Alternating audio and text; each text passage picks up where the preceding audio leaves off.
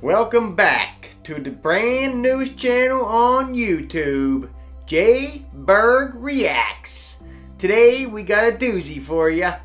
It's all about flat earth theory. So, without further ado, let's get going! I can understand though, you believe in flat earth, right? Yes. So wouldn't people just fall off the end?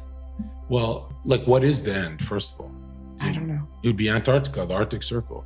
That's the end. That's the shoreline. But wouldn't there be like a wall or something? Well, the highest shoreline on Earth is the ice wall, Antarctica. So the water would be this table, and then this would be the end. Okay. And then you'd say, well, what's that way? Like, where's the edge? The only treaty never broken by 57 nations is the Antarctic Treaty. You are not allowed to explore there. But the first person to explore Antarctica, Admiral Byrd, he said that there's more land with, it's not snow, it's better resources and minerals, the size of North America. And he, as he's talking, behind him, there's a video, there's footage on YouTube, Admiral Byrd.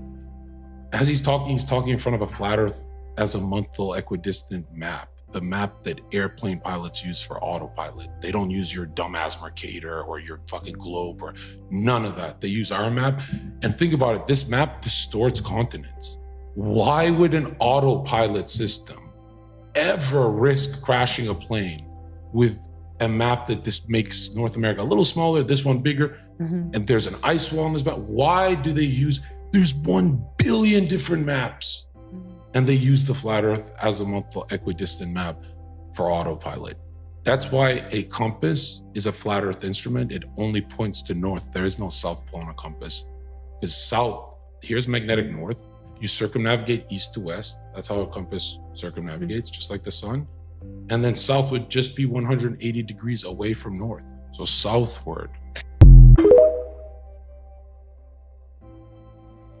Okay, folks, that's what this video is going to be about.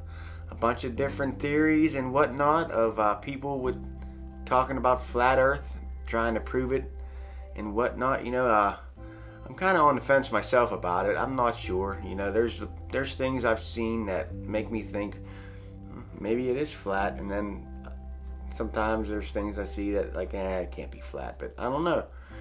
We'll see. There's a bunch of different stuff in this video that we're going to watch together, and we'll go from there, you know. Maybe it'll change our minds afterwards. Who knows? Let's find out.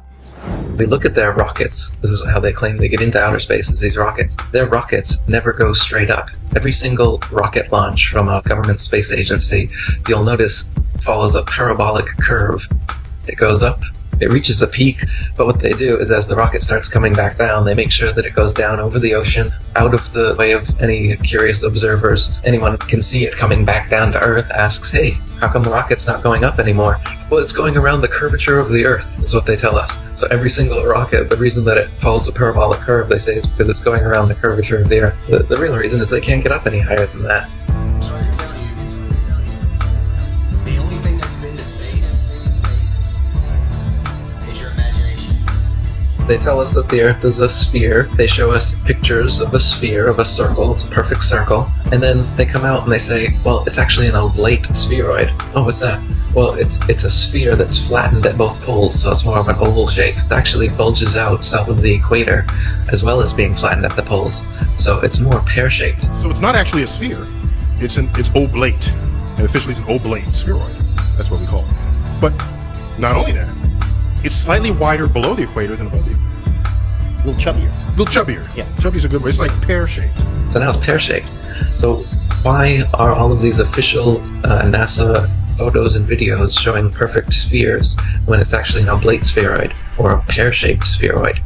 They can't get their story straight. The reason they keep changing it is that to fit the model, they have to change the shape of the Earth. South of the equator is larger than north of the equator because lines of longitude that just extend outwards, they don't contract back. So they concede that in their pair model. They say, well, it bulges out south of the equator. It's bigger south of the equator. Yeah, it is, because it's flat. But instead of admitting that, they just, make tweaks to their model as time goes on. They say that the ball Earth tilts back 23.5 degrees. That's another tweak they made, because we can see Polaris, which is right over the North Pole, from 23.5 degrees south latitude. Shouldn't be able to see that on a ball. So they just tilt the Earth back, and then okay, now you can see it. And so they come up with explanations in reverse like this. Damage control, reverse engineered explanations.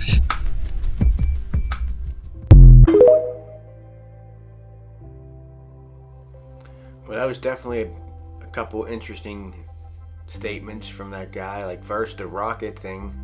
Like, that's true. Like, you never ever see a rocket going straight up. It's always goes straight up, and then when it gets way up there, it starts curving away. Like, why is that? Like, they're saying because the Earth's round, it does that. No, if it was a rocket going to space, straight up and straight out to space would be the way to go, I would think. Wouldn't you?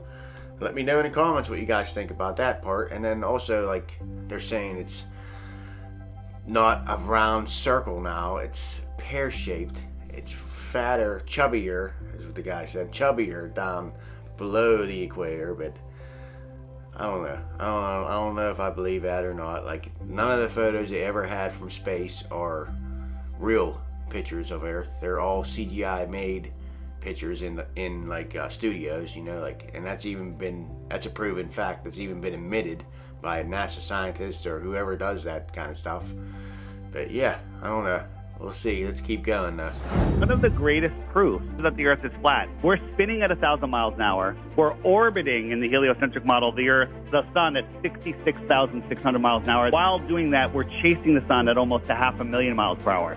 So we're corkscrewing and spinning through an infinite universe, never to return to where we were before. The Georgia Guidestones had a little hole drilled in the middle stone, and if you look through it, there is the star Polaris, our North Star. How can we be traveling in all these different directions, traveling infinite distances, and that star just always remains in that hole? There's no way it would be in that circle a day, let alone 40 years. But it was there. Somebody blew it up. You see, he made a bunch of valid points right there. Like, the Earth is supposedly spinning at 1,000 miles per hour. It's revolving around the Sun. It's going around our whole universe there. An infinite universe, like he said, and we're corkscrewing through it all, and yet you could still see Polaris, the North Star, in the same spot every single night. As we're going through the universe right there, the solar system, corkscrewing and spinning and all that stuff, but you can still see the North Star in the same spot every night. Like you said, the Georgia Guidestones had that hole drilled into it where you could see the North Star every single night, no matter what. The whole time it was up. And then one of my favorite guys at the end, George Norrie from Coast to Coast, said they blew it up. Well, yeah, they did blow it up. I don't know if that's the reason why they blew it up, because flat Earth theory was starting to get popular, and maybe people were starting to go down there and see it. You could see the North Star through there. I don't think that's it, but yeah, they did blow them up, though. But yeah, that's weird to me. That's one of the things that I heard, that I've seen, that makes me think maybe it is flat. Because how the hell could you see the North Star in the same spot every night if we were going that fast around and corkscrewing through everything, revolving around the Sun and all that, but yet the location of the North Star doesn't change? That's something that makes me think, like, I don't know. That's crazy. But let's keep going. Let's do it. But you really believe the Earth's flat? Yes. 100%. Yes. Tell me why. I want to know, like, definitively why you believe that. The flat Earth actually brought me to God. First page of Genesis talks about the firmament. The point for flat Earth is the same point for evolution and dinosaurs and aliens. They all attack the creation story of Genesis.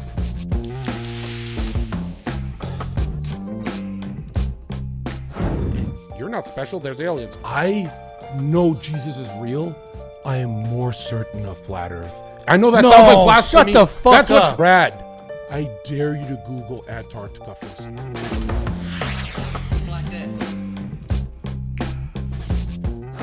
What the fuck are you looking at, Brad? You're all fake. They're all, and they're not even the good fakes. What is the map of flat Earth? It's the United Nations flag, the azimuthal equidistant map. Look at Operation Fishbowl Dominic. Dominic in Latin means of the Lord, fishbowl of the Lord. They shot rockets to try and crack the firmament. That's why when you go scroll out with Google Earth and leave low Earth orbit, it turns to computer generated again. It doesn't stay photos.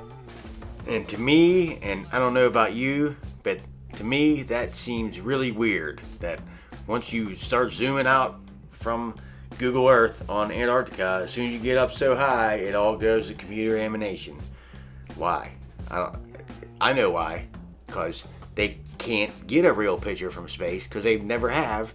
And if they have, it ain't what they're showing us. Like if I got on a plane and I flew directly this way, Yeah. and eventually I just go off the fucking Now map. it allowed military waters and military skies. Antarctica, illegal to explore. You can't fly over it, not because it's so cold. That's not the reason. Space, by definition, means no atmosphere, right? Yeah. How can you have a pressurized system like Earth in the vacuum of space? It's a logical fallacy. And you're going to say gravity? Gravity is not, it's just a theory. It's a math model. Well, I don't know about you, but I think my mind is starting to think elsewise. You know what I mean? Like, this guy, it's the second clip I've had of him on there, and he knows his shit about flat Earth and his theories. Like, I'm not saying I'm a flat earther or nothing yet, you know, but I don't know, man. I'm starting to lean that way because, I mean, how else to explain some of the stuff that NASA does and the higher ups and whoever does? They hide so much from us. Why? Like, why can't they just show us a real picture from however high they can get up in space? Because they can get up there so high, but they can't get out of space. Like, because there's that other thing up there that God created, the firmament. You know, I really do truly believe in the firmament because of the reason of what I said before. You never see a rocket going straight up. It always curves once it gets up so high, you know. I think the reason why is because they can't get up there. It's pretty much like looking that way to me anyway. But I don't know, tell me what you guys think in the comments. Water, when unmanipulated, is to find its level. So whether you look at a cup of water, a bathtub, a swimming pool, a lake, or the ocean, it's flat. Of course, natural motion is not considered and doesn't equal a curve. We have 0 authentic pictures of the Earth and they're all composites, and NASA even admits that they Photoshop Earth images. It is Photoshop, but it's has to be. On numerous occasions, NASA admits that we can't go beyond low Earth orbit, which is between 99 miles and 1,200 miles away. The interesting thing is that the moon is said to be 238,000 miles away, which is a difference of 236,800 miles. No matter if you're on the ground, on top of a building, a mountain, a hot air balloon, an airplane, or looking at high-altitude amateur balloon footage, the horizon never fails to rise right to your eyes. Whether you are looking at Toronto's skyline from Niagara-on-the-Lake, 31 miles away, Chicago's skyline from Union Pier, 43 miles away, or even Oahu from Kauai, which is up to 108 miles away from center to center, or 73 miles away from the closest points. You will not see any curvature where it's supposed to be. According to the Pythagorean theorem, which states that the curvature of the Earth is 8 inches per mile squared, Oahu should not be visible whatsoever, but you can see the whole thing. In 1887, Albert Michelson and Edward Morley conducted what's known as the Michelson-Morley experiment. This experiment was attempting to prove the speculated motion of the Earth around the Sun, and when it failed, Albert Einstein was forced to form the theory of relativity to overcome this problem. In fact, anytime mainstream science is faced with undesirable results, they create a workaround, which isn't real science at all. The sun is claimed to be 93 million miles away, with a radius of over 400,000 miles, but can easily be proven to be much closer and smaller by tracing the crepuscular rays back to its origin in the sky. If the sun were indeed 93 million miles away, it would simply be impossible to have angled sun rays, as they should all consistently come in straight. According to the globular theory, a lunar eclipse occurs when the sun, earth, and moon are in a direct line. But it is on record that since about the 15th century, over 50 eclipses have occurred while both the sun and moon are visible above the horizon. F.H. Cook, The Terrestrial Plane. It's a common misconception that the shadow of the earth causes moon phases. Even the pastors and priests of the science religion readily admit this fact. The interesting thing about moon phases is that they are always the exact same 8 phases repeated. But if we were circling around the sun, these 8 phases would inevitably be reversed from the summer to winter seasons. I completely understand that the idea of a flat and stationary Earth seems ridiculous in many ways, but that's only because we are taught the false globe model from the very first time that we enter a school classroom. Not to mention the first time we are introduced to the concept of a flat Earth, it's depicted as a highly laughable world where ships, boats, and water would run off of the edge. So I do get it, but it's all part of the deception. I've spent 30 years of my life believing that we were on a spinning globe. It wasn't until I unbiasedly and scientifically investigated the flat Earth claims that I started to realize that there is more to this theory than I originally gave it credit for. Now, after almost 2 years of research, I'm certain that the Earth is flat. We are told that the Earth spins at 1,040 miles per hour, while the Earth travels around the Sun at 66,000 miles per hour. Meanwhile, the whole solar system is going inside the Milky Way galaxy at a speed of 490,000 miles per hour. And finally, the entire Milky Way galaxy is darting through infinite space at over 1 million miles per hour. Most people believe this. And yet every experiment ever conducted to prove even the simple spin of the Earth has failed. The same thing goes for curvature. It's never been proven, and the only time we see it is in movies, NASA CGI, or when we're looking through a distorted fisheye lens. With all that said, please continue to research critically and don't be afraid to ask reasonable questions and speak out. Well, there's a bunch of other facts that guy was spitting out. If they are facts, I'm not saying everything that is in these videos is true at all, like I'm still on the fence about everything, but he was putting out a lot of good info there, and whether you choose to believe it or not, it's up to you. Do your own research, and of course, but I don't know, I'm just like thinking to myself, maybe the Earth is flat, man. I don't know what to think anymore. It's crazy. But these clips are good. I'm enjoying this so far. So let's keep on going and find out some more. This is the only photo of Earth as shot by the Apollo 13 mission. Every other image you see of Earth is a CGI manipulated image. Open your eyes and mind. Wake up. We are being lied to.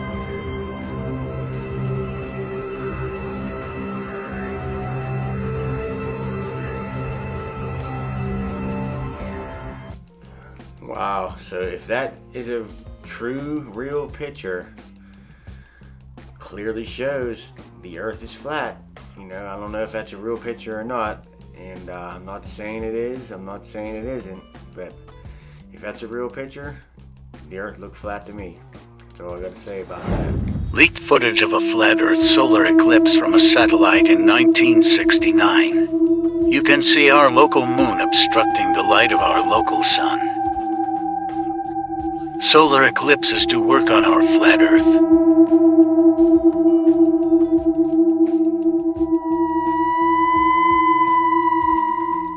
Well, once again, if that was a real video, real footage, it proves that eclipses do work on a flat Earth, like how the globe people say there's no way an eclipse could happen if it was a flat Earth. Well, that leaked footage showed otherwise.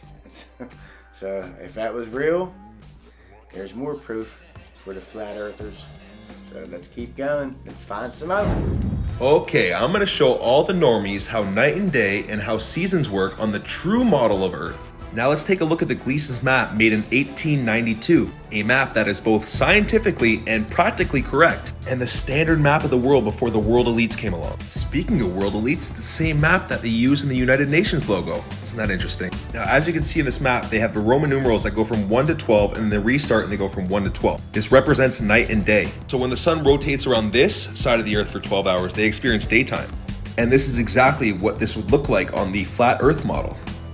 And this is why we see angled sun rays, because the sun is actually a lot smaller and closer to the Earth. Just literally common sense. Now I'm going to explain the seasons. Take notice of this part of the map. So this is the December solstice, where the sun rotates on the outer perimeter of our Earth, which looks like this. So all the people in the middle would experience winter. And this is the June solstice, where the sun is rotating more towards the North Pole, which looks like this. So all the people in the middle experience summer. And you have fall, which is in between summer and winter. So this is the North Pole. As the seasons change, the sun starts to rotate more south. And you can prove this by yourself through observation with your own 2 eyes. I live in Canada. In the summer, the sun would set in front of my house. And in the winter time, it would set much further south over the lake. I observe it every single day and see it move gradually and gradually further away. And it would get gradually colder and colder and colder. Now they are lying to you because they are hiding God's true creation. And they do not want you knowing how divine you are. Look within for the real answers. Peace and love. Now, what do you guys think about that one? You know, like he showed his own little depiction of how the sun and the moon moves around certain times of year and how it sets in a different spot certain times of year in his location, saying he could see it with his own eyes. The thing that got me on that video was the Gleason map from back in late 1800s. It was a flat earth map. It's scientifically correct, like it says on the top of it. It's the same exact map that's the UN uses for their logo. Now, why is that? You know, like the only way I would think they do that is because that's exactly how it is. That's how it should be. You know, but let's keep going, man. I'm liking it. Auguste Piccard, more proof for you. And the first person to ever venture far enough up to see what the Earth looked like was a guy named Auguste Piccard. Most of us have never heard of this person because when he made it to the stratosphere, he said he saw what appeared to be a flat disk with an upturned edge.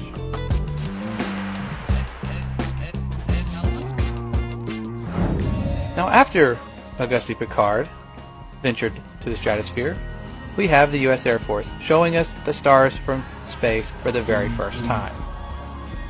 And when you look at what they showed us, what they actually saw, you begin to understand why the moon landing never had stars in the background, why they're not showing us stars from space anymore, because it's very difficult to pull this off.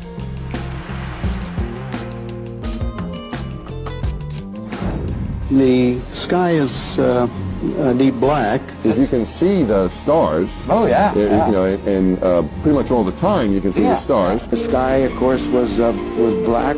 The heavens are 10 times as bright, stars 10 times as numerous. And we cannot see stars. The thing about Carl Sagan, billions and billions, is that there really are billions and billions of stars, and you can see them. It's an unfathomable blackness, like texture you feel like you could stick your hand into. And them guys were a bunch of stuttering fools. Like they didn't know what to say. They saw them, they didn't see them. They saw them, they didn't see them. Fools. And that's when things start to get weird, because people have gone back and looked at declassified documents that for some reason keep mentioning a flat, non-rotating Earth. Over and over again, it's in their flight plans, it's in all their working models. This flat, stationary Earth repetitively keeps showing up. If it doesn't exist, there'd be absolutely no reason to base all of your science on it. Something else shows up. In the 50s, in Russia, they had documents describing the firmament. And how about that? CIA documents that say flat Earth everywhere in them. Like, now if that ain't mom calling the kettle black, I don't know what is. But yeah, and then they said in the 50s, Russia came out with a document stating about the firmament. So hey, what more is there to tell you? You know who this guy is? Let me tell you about him. Auguste Piccard was the first man to ever enter the stratosphere, years before NASA ever existed. And he did it in this thing.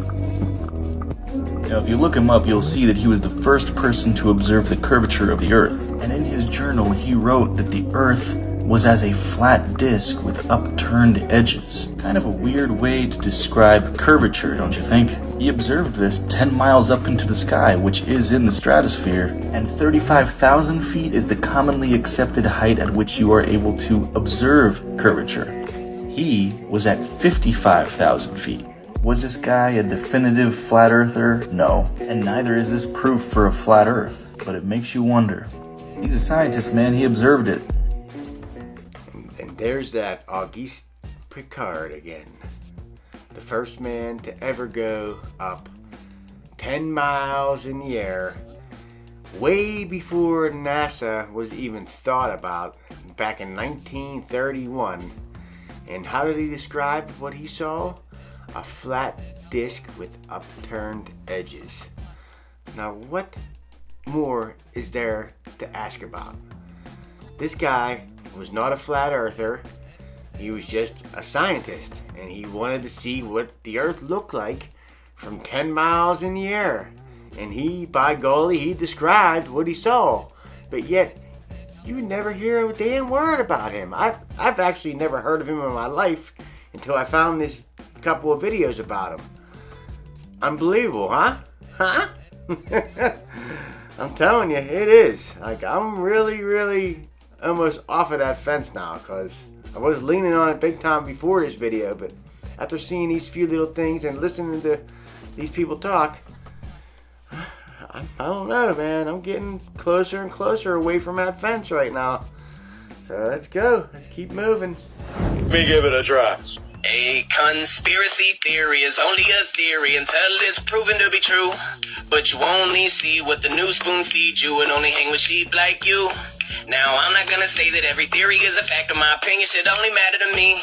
But don't attack somebody else because you lack the mind power to wrap it around the possibility. Let's go. You see, the world that we live in is truly fucked up, so I don't push it past anyone. I look without a biased view. I'll leave the judgment up to you because it seems like you try to troll for fun.